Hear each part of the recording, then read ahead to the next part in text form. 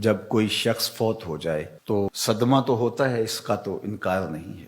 لیکن کچھ لوگ اس طرح سے بین کر رہے ہوتے ہیں، اس طرح سے چیخ و پکار کر رہے ہوتے ہیں کہ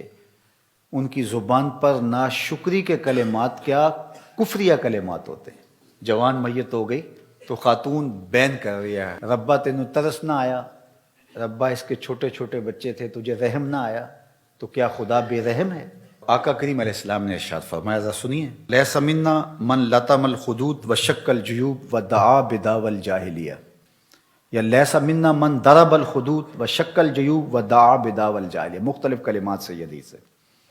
جس نے منہ پر تماچے مارے، گریبان پھاڑا اور جاہلوں جیسی باتیں کی، فرمایا ہمارے ساتھ اس کا کوئی تعلق نہیں ہے۔ صدمہ تو ہوتا ہے، لیکن صدمے میں یوں بے قابو ہو جانا کہ سینہ کو بھی کرنے لگ جاؤ، گریبان نوچو، بال نوچو، تو یہ کسی بھی سنجیدہ اور متین شخص کا طریق نہیں ہوتا، اور اسلام سنجیدگی کا درس دیتا ہے، متانت کا سبق پڑھاتا ہے اسلام۔ غم کے اظہار کے 4 طریقے ہیں، دل غم زدہ ہو، آنکھیں اشک بہائیں، زبان سے کچھ کہا جائے اور ہاتھوں سے سر پیٹا جائے، چہرے پہ تماچے مارے جائیں، گریبان نوچا جائے، سینہ کو بھی کی جائے۔ دل کا غم، آنکھوں کا غم، یہ رحمان کی طرف سے ہے،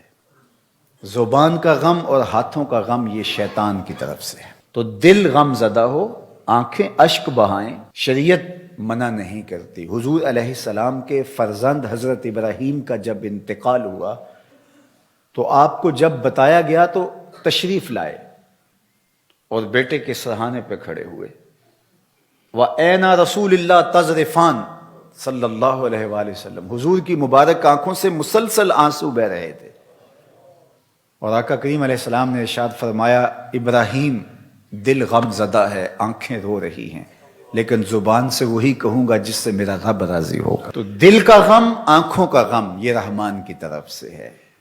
زبان سے واہ ویلا، شور و غل، اور ہاتھوں سے کام لینا اور تماچے مارنا، گریبان نوچنا، بال نوچنا، یہ شیطان کی طرف سے۔ حضرت ابو موسیٰ رضی اللہ تعالی عنہ جب بیمار ہوئے تو آخری لمحات تھے ان کے، تو ان کی زوجہ محترمہ ان کو سنبھالے ہوئے تھی، حتیٰ کہ حضرت ابو موسیٰ کا سر ان کی بیوی کی آغوش میں تھا، گود میں تھا۔ تو جب شوہر ہاتھوں سے نکلتا جا رہا تھا اور نبض کمزور پڑنے لگی، تو حضرت ابو موسیٰ کی بیوی نے چیخ ماری، تو حضرت ابو موسیٰ نے اس حالت میں ہی اپنی بیوی کی طرف غور سے دیکھا اور کہا، تو نے وہ سنا نہیں جو میرے حضور نے فرمایا تھا؟ تو وہ فوراً خاموش ہو گئی اور بالکل ان کی وہ کیفیت جو تھی وہ سنبھل گئی۔ تو ہمارے دین نے ہمیں تلقین کی کہ جب صدمہ آئے، جب تکلیف آئے، جب اذیت پہنچے تو متانت کے ساتھ اس وقت بھی رہا جائے۔ دل غم زدہ ہو، اس پہ اختیار نہیں ہے، آنکھیں اشک بہائیں، اس پہ اختیار نہیں ہے، لیکن زبان واویلا کرے اور کلمات کفریہ اور ناشکری کے کلمات زبان سے سرزد ہوں، اپنے بال نوچیں، سر کے بال کٹوا دیں جس طرح کہ زمانہ جاہلیت میں کیا جاتا تھا، گریبان پھاڑ دیا جائے اور تماچے مارے جائیں، سینہ کوٹا جائے، تو یہ ہمارا دین ہمیں اس سے منع کرتا ہے، اس سے روکتا ہے، اور ایسا کرنے والوں کے لیے اتنی سخت وعید فرمائی کہ وہ ہمارے سے ہے ہی نہیں، اس کا ہمارے سے تعلق ہی نہیں ہے۔ ظفر اسے آدمی نہ جانیے، چاہے جتنا بھی ہو صاحب فہم و ذکا، جسے عیش میں یاد خدا نہ رہی، جسے تیش میں خوف خدا نہ رہا۔ خوشی کا موقع ہو تو پھول نہ جائے کہ شریعت کا اس وقت بھی پاس نہ رہے، بیٹے کی شادی ہے، عقیقہ ہے، ولیمہ ہے، کوئی عہدہ منصب مل گیا ہے، الیکشن جیت گیا ہے، تو